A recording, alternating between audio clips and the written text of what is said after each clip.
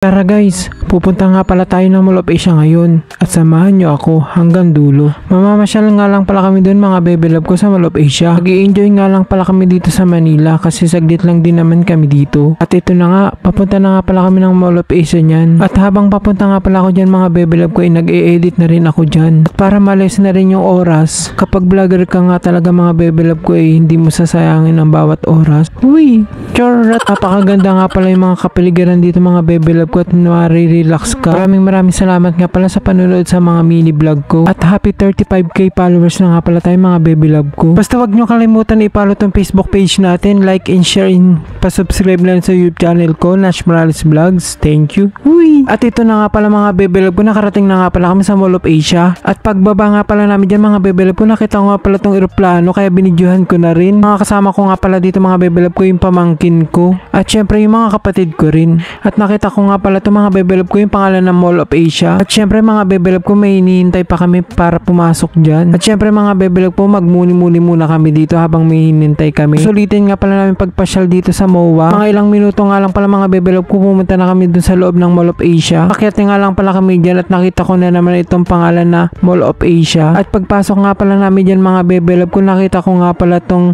background na to. At agad-agad na nagpa-picture kami dyan mga baby love ko ng mga kapatid namin at pamangkin ko. Mga ilang minuto nga lang din pala mga baby love ko, naghiwalay-hiwalay din kami dyan kasi may pupuntahan pa sila. At syempre nga pala mga baby love ko, sumama ako doon sa kuya ko at pumunta nga pala kami dito sa bilihan ng mga sport. Syempre magbibideo na naman ako sa sarili ko.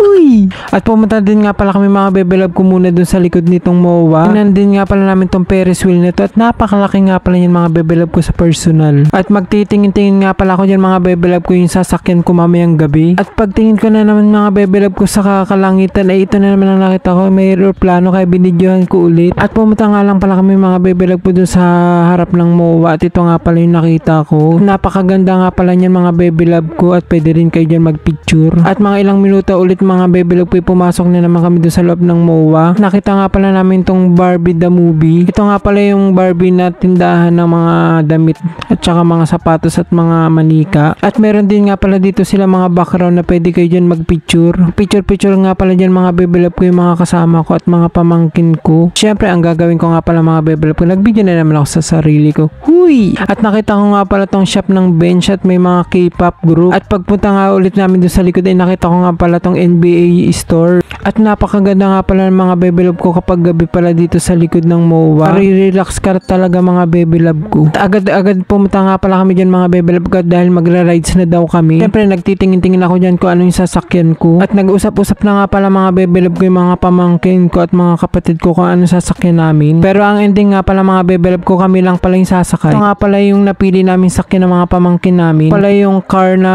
pwede nyong paandarin pero hindi ko alam kung anong tawag dyan, nakalimutan ko na. Panoodin nyo nga pala itong mga baby love ko kung paano ako mag-drive dyan. Charot! Uy!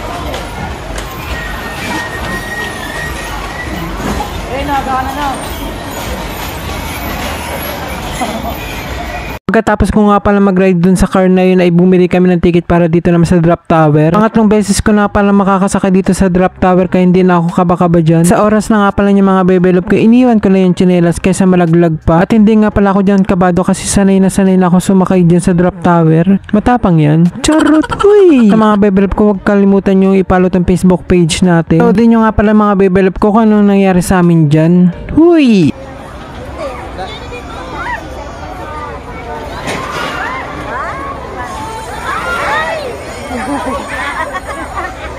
Ayaw ko ng ganyan.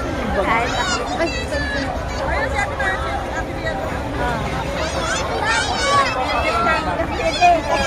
May nagtanggal na yan.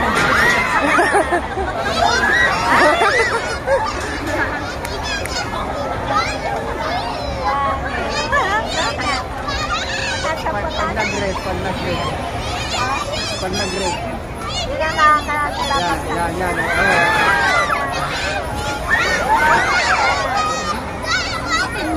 Diba? Nakarelax.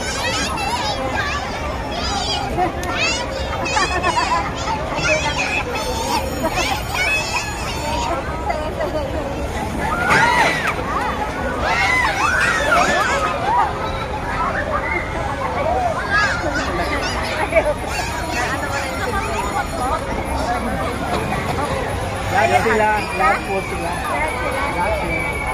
Yung pin lang sa yung pa kaya biglang lumakas. Pasok nga yung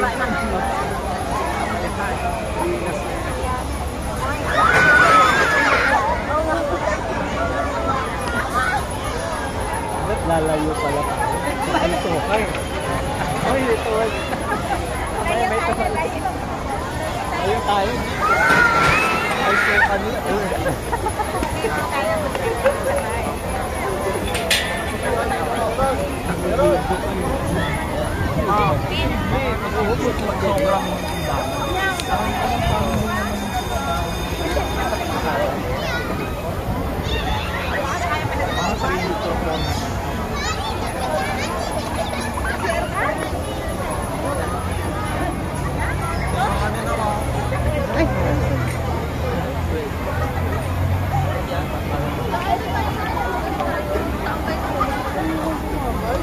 Isa rin ba kayo mga bebelab ko sa kinabahan dyan? Charot! Di ba nakita nyo mga bebelab ko, wala akong reaction o walang kasigaw-sigaw dyan dahil nga sanay na ako dyan sumakay. Matapang yun. Huy! Char! Maraming salamat ka pala sa panonood ng video ko. Abangan nyo pa ang aking next vlog.